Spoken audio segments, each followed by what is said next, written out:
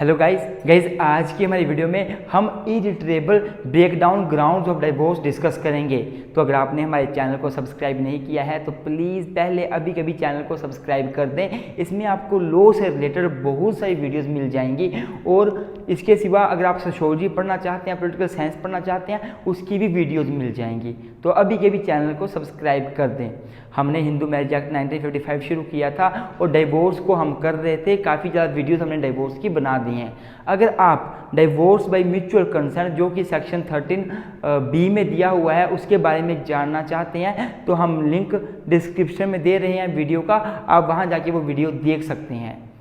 आप हमारे हिंदू लॉ की प्लेलिस्ट में जाएं, उसमें हिंदू लॉ की बहुत सारी वीडियोस दे रखी हैं, आप वो देख सकते हैं और अपना हिंदू लॉ क्लियर कर सकते हैं अगर आपने हमारी हिंदू लॉ से रिलेटेड वीडियोस देखनी है तो इसी साथ आज की वीडियो को शुरू करते हैं दोस्तों।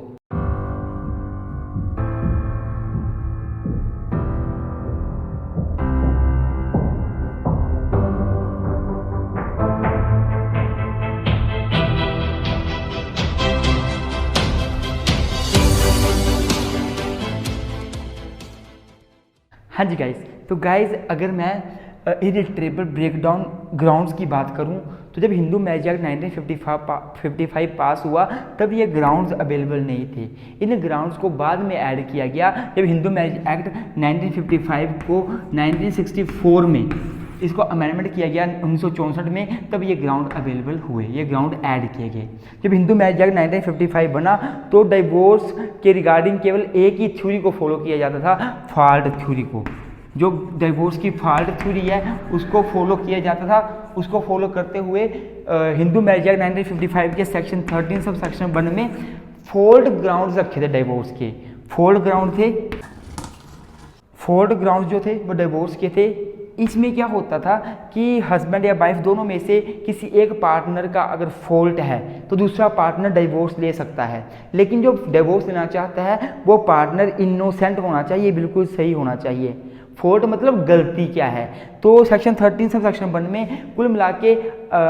9 ग्राउंड से पहले अब 8 ग्राउंड हैं। तो 8 ग्राउंड दिए हुए हैं, तो कोई भी एक ग्राउंड के अंडर डाइवोर्स मिल जाता है जिसके अंडर जो बंदा डाइवोर्स लेना चाहता है उसको ये प्रूव करना पड़ता था या अभी भी करना पड़ता है कि मेरा पार्टनर गलत है, मेरे पार्टनर का कोई फॉल्ट है, और ये प्रूव करके वो डाइवोर्स ले सकता है। जब हिंदू मैरिज एक्ट 1955 बना तो केवल फॉल्ट ग्राउंड थे अवेलेबल और कोई ग्राउंड अवेलेबल नहीं थे। लेकिन बाद में 1964 में हिंदू मैरिज एक्ट 1955 में अमेंडमेंट हुई और ब्रेकडाउन थ्योरी को फॉलो करते हुए, इरिट्रेबल ब्रेकडाउन थ्योरी को फॉलो करते हुए इरिट्रेबल ब्रेकडाउन ग्राउंड्स को भी ऐड कर दिया गया। तो अब हिंदू मैरिज एक्ट में ये भी हैं ग्राउंड डाइवोर्स लेने के लिए। ये ग्राउंड बिल्कुल फॉल्ट ग्राउंड से ऑपोजिट हैं, अलग हैं, डिफरेंट हैं। अगर इनके अंडर आप डाइवोर्स लेना चाहते हो तो आपको ये प्रूव करने की जरूरत नहीं है कि मेरा पार्टनर का कोई फॉल्ट है और मैं बिल्कुल इनोसेंट हूँ, मुझे डाइवोर्स दिया जाए। इसमें चाहे आपका फॉल्ट हो या ना हो, आप डाइवोर्स के लिए अप्लाई कर सकते हो। मैं आपको बताऊंगा कैसे बाद में। उसके बाद ये जो ऐड किए गए 1964 में, ये वाले ग्राउंड जो ऐड किए गए, इसके बाद 1976 में फिर से अमेंडमेंट की गई हिंदू मैरिज एक्ट 1955 में। जब दोबारा से अमेंडमेंट की गई फिर कुछ चेंज लाए गए इन प्रोविजन में। क्या चेंज लाए गए वो भी मैं आपको अभी बताऊंगा। तो अगर आपको वीडियो अच्छी लगेगी और समझ आएगी तो वीडियो को जरूर लाइक करना और चैनल में अगर नहीं हो सब्सक्राइब कर लेना। और अगर आप हमें फाइनेंशियली कंट्रीब्यूट करना चाहते हैं तो हमारे गूगल पे, फ़ोनपे या पेटीएम में आप कोई भी अमाउंट डालकर हमें सपोर्ट कर सकते हैं। ये आपकी अपनी मर्जी है, अगर आपका मन करता है तो आप कर सकते हैं। तो अब हम डिस्कस करेंगे सेक्शन 13(1)(a) क्लोज 1 क्या बोलता है और क्लोज B क्या बोलता है। हाँ जी तो गाइस अगर मैं बात करूं सेक्शन 13(1)(a) क्लोज 1 और क्लोज 2 की, तो दोनों जो हैं वो डाइवोर्स के प्रोविज़न हैं, डाइवोर्स से डील करते हैं और हस्बैंड या वाइफ दोनों में से कोई भी डाइवोर्स के लिए अप्लाई कर सकता है। तो जो 1 पॉइंट है वो ये बोलता है कि अगर कोर्ट ने हस्बैंड वाइफ को अलग अलग किया था by passing the decree of judicial separation, court ने क्या बोला, हस्बैंड वाइफ को अलग अलग रहना है कैसे रखना है, उन्होंने कोर्ट ने क्या किया, डिक्री पास कर दी जुडिशियल सेपरेशन की। आपको पता है सेक्शन 10 जो है हिंदू मैरिज एक्ट 1955 का, वो जुडिशियल सेपरेशन की बात करता है। कुछ ग्राउंड्स दिए गए हैं वहाँ पे, उन ग्राउंड्स पे जो है कोर्ट जुडिशियल सेपरेशन की डिक्री अलाउ कर सकता है, जिसके अंडर क्या होता है, हस्बैंड या वाइफ दोनों अलग अलग रहते हैं और उनकी मैरिज खत्म नहीं होती, मैरिज खत्म नहीं होती, बस जो मैरिटल राइट्स हैं, मैरिज से रिलेटेड जो भी राइट्स हैं, ड्यूटीज़ हैं, वो कुछ टाइम के लिए टर्मिनेट हो जाते हैं, पोस्टपोन हो जाते हैं, लेकिन मैरिज एज इट इज़ बनी रहती है। अब मान लो कोर्ट ने क्या किया, हस्बैंड और वाइफ दोनों को अलग कर दिया। कैसे किया, जुडिशियल सेपरेशन की डिक्री को पास करके। हस्बैंड अलग रह रहा है और वाइफ अलग रह रही है, और उनको अलग रहते रहते कोर्ट ने डिक्री पास कर दी, मान लो आज पास कर दी, और इनको अलग रहते रहते 1 ईयर, 1 साल या 1 साल से ज़्यादा का टाइम हो गया है, ये इनका कोई मेल मिलाप ही नहीं हुआ। कोर्ट जब भी जुडिशियल सेपरेशन की डिग्री पास करता है तो कोर्ट की इंटेंशन ये होती है कि हम इनको कुछ टाइम के लिए अलग अलग रख देते हैं, क्या पता इनको एक दूसरे की कमी का एहसास हो जाए और ये फिर से मिल जाएं और इनके बीच दूरियां खत्म हो जाएं और ये अलग अलग ना हो, डिवोर्स ना लें। तो डिवोर्स से पहले कोर्ट हमेशा ही जुडिशियल सेपरेशन की डिग्री को फॉलो करता है, क्योंकि हिंदू मैरिज एक्ट 1955 के सेक्शन 13A में ये बात बोली भी है। 13A अल्टरनेटिव रिलीफ की बात करता है, ये बोलता है कि कोर्ट चाहे तो जब भी कोई डिवोर्स के लिए कोर्ट के पास आए तो कोर्ट को अल्टरनेटिव रिलीफ दे देना है, पार्टीज को डिवोर्स नहीं देना है। अल्टरनेटिव रिलीफ मतलब जुडिशियल सेपरेशन दे देना है, जुडिशियल सेपरेशन की डिग्री अलाउ कर देनी है, जिसकी अंडर हस्बैंड वाइफ अलग अलग रहेंगे, वो एज ए हस्बैंड वाइफ नहीं रहेंगे। तो मान लो कोर्ट ने हस्बैंड वाइफ को अलग अलग कर दिया जुडिशियल सेपरेशन की डिग्री पास कर कर, और वो एज ए हस्बैंड वाइफ नहीं रह रही हैं और उनको अलग अलग किए 1 साल या 1 साल से ज़्यादा का टाइम हो गया है। अगर ऐसा होता है तो कोई भी हस्बैंड या वाइफ दोनों में से कोई भी कोर्ट में जाकर डिवोर्स की पिटीशन लगा सकता है इस ग्राउंड पे कि हमें आपने जुडिशियल सेपरेशन की डिग्री के ग्राउंड पास कर अलग अलग किया था और हमें अलग अलग रहते 1 साल या 1 साल से ज़्यादा का टाइम पीरियड हो गया है, तो प्लीज़ हमें अब इस ग्राउंड पे डिवोर्स दिया जाए, तो वो इस सेक्शन के अंडर डिवोर्स ले सकते हैं। पहला पॉइंट। दूसरा जो सेक्शन है सेक्शन 13(1)(a) क्लोज 2 जो है वो रेस्टिट्यूशन ऑफ कॉन्जुगल राइट से डील करता है। ये बोलता है कि अगर कोर्ट ने हस्बैंड या वाइफ दोनों में से किसी एक के फेवर में रेस्टिट्यूशन ऑफ कॉन्जुगल राइट्स की डिग्री को पास किया था। मान लो अगर आपको रेस्टिट्यूशन ऑफ कॉन्जुगल राइट्स का नॉलेज नहीं है क्या होते हैं, तो मैंने इसके ऊपर बड़ी अच्छी वीडियो बनाई है, तो आप लिंक डिस्क्रिप्शन में जाएं, वीडियो देख लें, आपको सारी वीडियो देखने को मिल जाएगी, आपको समझ आ जाएगा कि रेस्टिट्यूशन ऑफ कॉन्जुगल राइट्स का मतलब क्या होता है। तो मैं आपको थोड़ा हल्का सा बता देता हूँ कि मान लो हस्बैंड या वाइफ दोनों इकट्ठे रहते हैं, और मान लो वाइफ जो है वो हस्बैंड को छोड़कर अपने मायके चलेगी बिना किसी कारणवश, हस्बैंड की कोई गलती नहीं है, और वाइफ बिना किसी कारणवश अपने हस्बैंड को छोड़ के चली जाती है और मायके से वापस नहीं आती, तब हस्बैंड के पास राइट होता है कि वो हिंदू मैरिज एक्ट 1955 के सेक्शन 9 के अंडर पिटीशन डाल सकता है कोर्ट में, और रेस्टिट्यूशन ऑफ कॉन्जुगल राइट की पिटीशन डाल सकता है, जिसमें हस्बैंड ये बोल सकता है कोर्ट को कि मेरी वाइफ मुझे बिना किसी कारणवश छोड़ के चली गई है, तो उसको मेरे साथ रहने के लिए बोला जाए। अब मान लो हस्बैंड ने पिटीशन डाल दी वाइफ के against restitution of conjugal right की, और कोर्ट ने हस्बैंड के फेवर में डिग्री पास कर दी और बोल दिया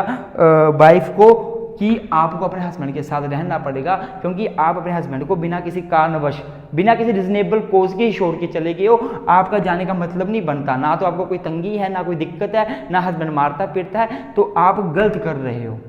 अब मान लो हस्बैंड के फेवर में कोर्ट ने डिग्री पास कर दी, अब कोर्ट ने डिग्री पास कर दी, मान लो आज के तारीख है, आज मान लो 1 जनवरी है, आज पास कर दी, लेकिन फिर भी डिग्री पास होने के बाद भी जो वाइफ है वो हस्बैंड के पास नहीं आती, और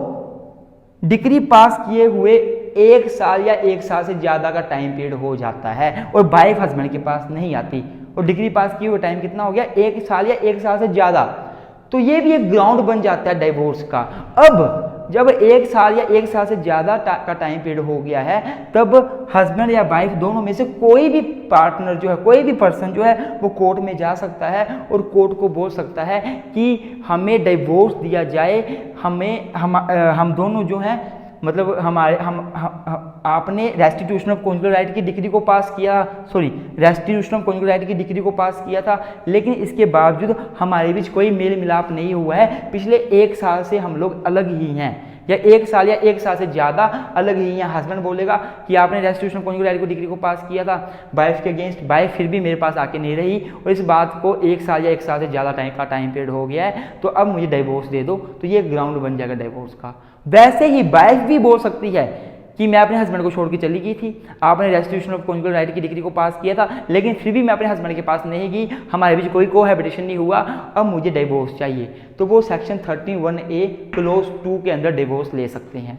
और गाइज आपको एक बात यहाँ ध्यान रखनी है, जो मैं यहाँ पे 1 साल या 1 साल से ज़्यादा का टाइम पीरियड बोल रहा हूँ, यहाँ भी मैंने 1 साल या 1 साल से ज़्यादा का टाइम पीरियड बोला, ये जो 1 साल का टाइम पीरियड था ये बाद में ऐड किया गया, मतलब जब इस ग्राउंड को ऐड किया गया 1964 में, तब ये वाला टाइम पीरियड 2 साल का था, तब 2 साल का वेट करना पड़ता था, 2 साल के बाद कोर्ट में जाके पिटीशन डाली जा सकती थी कि हमें डिवोर्स दिया जाए, चाहे हस्बैंड डाले चाहे वाइफ डाले, कोई भी डाल सकता था। लेकिन ये जो 1 साल वाला टाइम पीरियड है वो 1976 में ऐड किया गया था, अर्थात 1964 में जो प्रोविजन ऐड किए गए थे उसके जरिए जो टाइम पीरियड था वो 2 साल का था, लेकिन the time period of 2 year was amended by the Hindu marriage act amendment act 1976। जो 1 साल का टाइम पीरियड हुआ है 1976 के बाद हुआ है, पहले नहीं था, ये आपने ध्यान रखना है। अब हम इसके ऊपर एक केस लो डिस्कस करेंगे, फिर हमारा ये क्वेश्चन खत्म हो जाएगा। हाँ जी गाइज, तो गाइज अब हम डिस्कस करेंगे either party can seek divorce का मतलब क्या है। Either party can seek divorce का मतलब यही है कि हस्बैंड या वाइफ चाहे कोई भी हो, कोई भी पार्टी इन 2 ग्राउंड्स के अंदर डिवोर्स ले सकती है। अगर कोर्ट ने जुडिशियल सेपरेशन की डिग्री पास की है, 1 साल से ज़्यादा का टाइम हो गया, कोई मेल मिलाप नहीं हुआ, तो दोनों में से कोई भी पार्टी डिवोर्स के लिए बोल सकती है। इसमें हम ये नहीं देखेंगे किसकी गिल्ट है, किसकी गलती थी, किसका फॉल्ट था, क्योंकि अगर बात की जाए either party can seek divorce, the question of guilt और innocent of either party does not arise, this is the crux of the breakdown theory of divorce. यही मेन क्रक्स है ब्रेकडाउन थ्योरी का, कि किसी एक पार्टी की guilt या एक पार्टी की इनोसेंस हम देखते ही नहीं है, कोई भी पार्टी डिवोर्स के लिए बोल सकती है। अब हम बात करेंगे कि 1 ईयर जो पीरियड की हम बात कर रहे हैं, 1 साल का टाइम पीरियड होना चाहिए या 1 साल से ज़्यादा का टाइम पीरियड हो गया हो, डिग्री को पास किए, चाहे वो जुडिशियल सेपरेशन की हो या रेस्टिट्यूशन ऑफ कॉन्जुगल राइट की हो, तो 1 ईयर का टाइम पीरियड स्टार्ट कब होगा। तो ये लीलावती वर्सेस राम सेवक 1979 का केस है। इस केस में ये बोला कोर्ट ने कि जब कोर्ट, इस केस में एक्चुअली कोर्ट ने रेस्टिट्यूशन ऑफ कॉन्जुगल राइट की डिग्री को पास किया था, तो कोर्ट ने बोला कि जिस दिन कोर्ट जो है रेस्टिट्यूशन ऑफ कॉन्जुगल राइट की डिग्री को पास कर देगा, तब से लेके 1 साल के अंदर अंदर अगर उनके बीच कोई मेल मिलाप नहीं हुआ, जिसके अगेंस्ट डिग्री को पास किया गया है वो नहीं आकर रहा अपने हस्बैंड या वाइफ के साथ, जो भी हो सकता है, तो फिर 1 साल जब शुरू होगा वो उसी दिन से शुरू होगा जब रेस्टिट्यूशन ऑफ कॉन्जुगल राइट की डिग्री को एक्चुअल में पास किया गया, तब से लेकर 1 साल तक का वेट करना पड़ेगा। और कोई अगर मेल मिलाप नहीं हुआ तो कोई भी पार्टी जो है डिवोर्स ले सकती है इस ग्राउंड पे,